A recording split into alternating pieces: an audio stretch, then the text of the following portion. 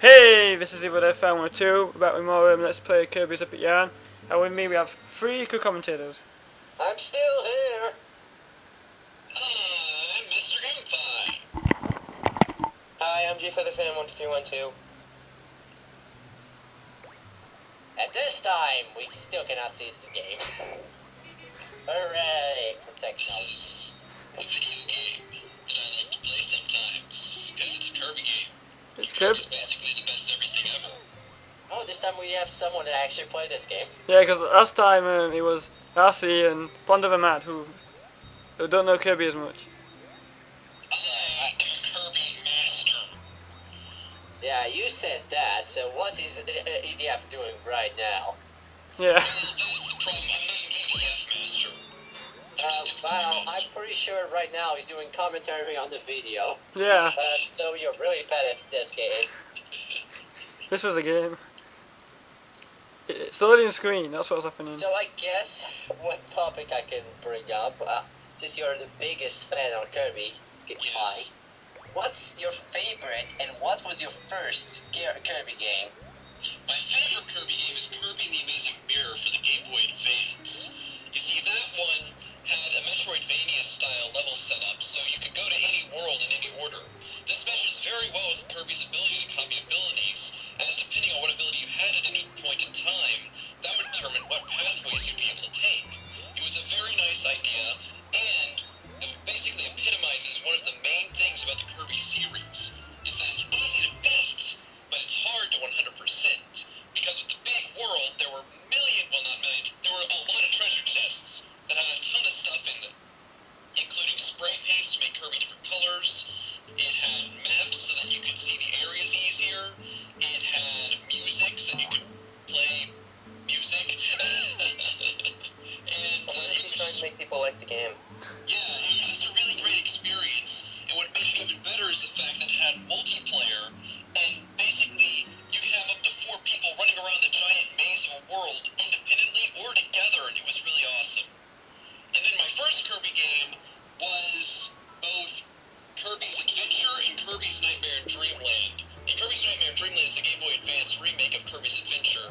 Basically, I played Kirby's Adventure first, but that was like at school, and I didn't actually own the game. But then Kirby Nightmare in Dreamland, I saw the advertisement on TV, and it's like, oh my gosh, it's that video game that I play at school. That's an awesome video game. I gotta get a Game Boy Advance for this game, and I never regretted it. So now, That's why we became a fan. and now I'm going to ask 2 questions of myself. What's your hardest Kirby game and your least favourite? You know, that really depends. I'd say that for getting 100%, either Kirby's Dreamland 3, like a first-time playthrough, just because getting everything is just so obscure, or, you know, maybe Kirby's Dreamland 2 as well, because to get the rainbow drops in Kirby's Dreamland 2, which you need to get to the final boss, they make you do some completely ridiculous things. Alright, I mean, getting one rainbow drop in the game is harder than getting every single energy sphere in Kirby's Return to Dreamland on extra mode. That is the level of difficulty that game reaches sometimes. And there's like 6 of them. There's only 6 of them, but they're really crazy hard to get most of the time. Well, you know, 6 is like the number of God. Anyways, Are you saying God is 6? yes, 6 represents God. Did you know that? Or maybe there's Right 6, here. maybe there's 6 gods. It's sure, 6 gods, whatever. Wait, if 6 represents God, then why would 666 represent the devil? Yeah, 7 is more of a god representation. No, 7 is luck. Yeah, that too. 23 is my age. Yeah. But anyway, it is It's my like- least favorite Kirby game. That would be Kirby Mass Attack. You see, there are a lot of Kirby games, and I've played almost all of them. There are a couple side games that I haven't touched, but I've played all the main platforms, and I've at least enjoyed all of them. I can't say that I really hate any of them, but then Kirby Mass Attack came into existence. And the controls on that game are just really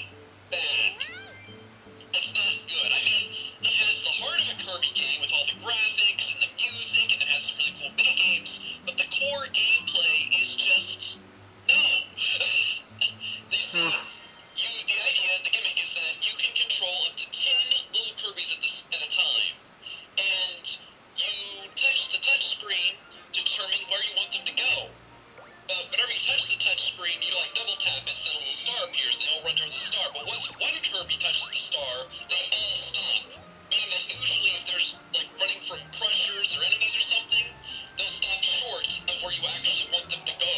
Most of them anyway. One will actually make it, but then the rest will just be like, okay, he made it, we're done. And then they'll all die. And Friendship! that's a bad way of making a game. And the first Scribblenauts game, the biggest complaint with it was the fact that you controlled Maxwell by touching the touchscreen. And yeah, that's just it. That's a problem. You don't make a game like that. Why would you make a game where you control your character by touching the touchscreen where you want them to go? I mean, theoretically it sounds like a good idea, but unless you're making something like a Legend of Zelda game where you can freely move in all 8 directions, it's just not going to work for a platform. Yeah, that sounds awkward, yeah. Yeah, it That's does all I sound. have to say about that. So I guess if this part has a name, we can just say Mr. Pie Talk. Yeah. Yes, that's what I tend to do a lot. Kirby. Yeah, Well, talking, eating pies. Mr. Game & Pie's Kirby Live. Yeah. So anyways, what's happening on the screen, yeah? I just completed a minigame. Yay! Success. I just got success. Collecting all of the gems, beads, things. And now Kirby just did a little dance. And I we guess you should talk about your opinion on this game, actually. collected ice cream fabric. Oh, my opinion on this game, yeah, Kirby's Epic Yarn. I did a Let's Play of this game once. It's bad. It was like the third one that I ever did. But, you know, I like Wait, you this mean game. the Let's Play or the game? The Let's Play was bad. It was... Oh, okay. No. You see, I had this brilliant idea of, basically doing an entire world in every video. I've done that before. So very. One of those videos was like an hour long. Good job. I did that with Wario World.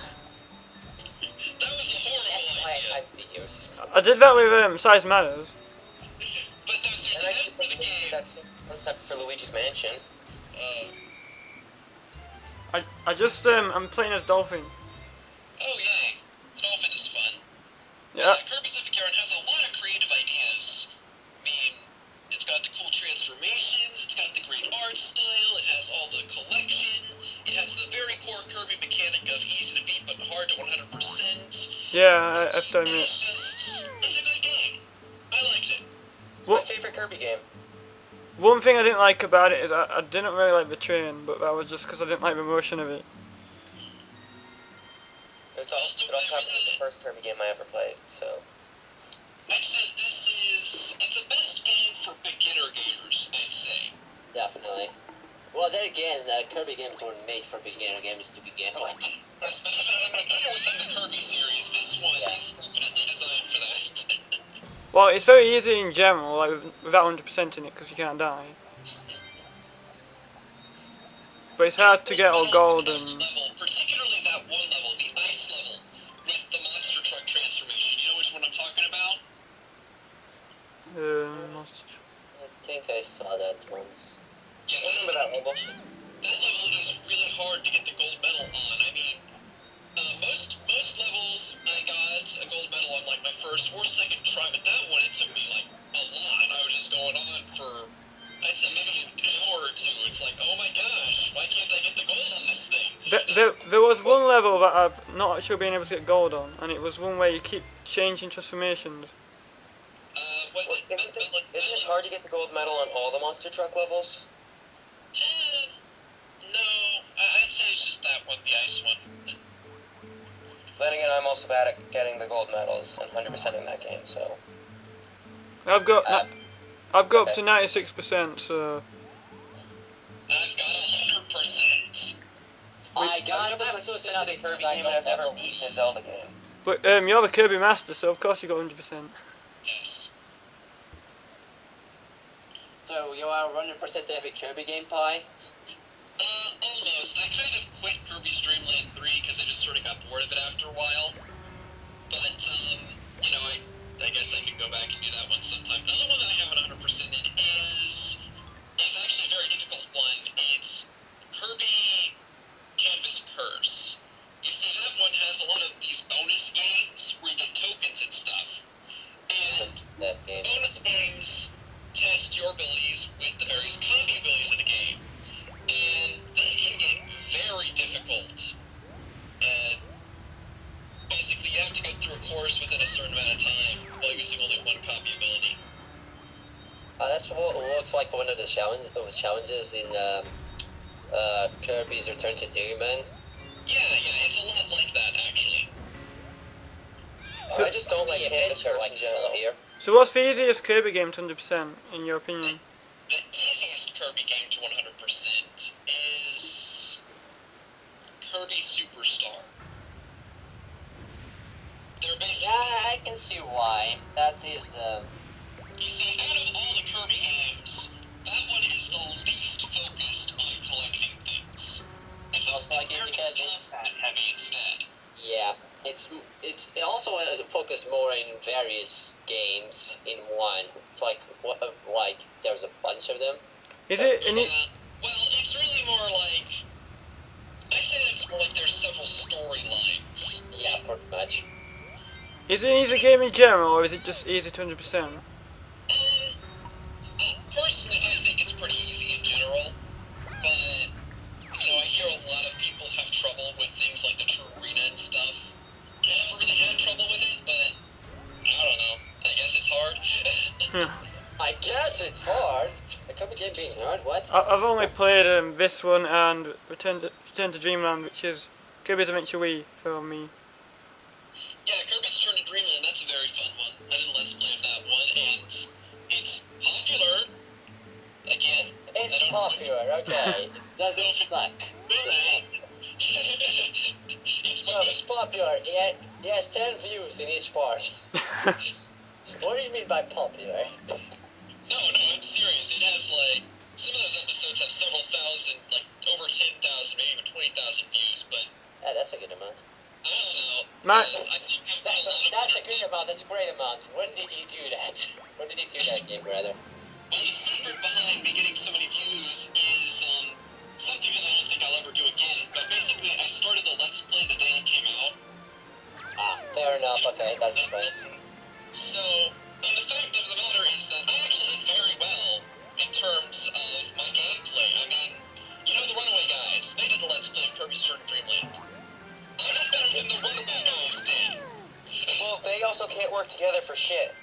Well, also, actually, Practice the freaking game well, because my it's a fairness, well, it's a bit harder because you can just you can just like attach yourself to other incidentally because there's really no way to fucking guess that's gonna happen, and you can fuck up because of that.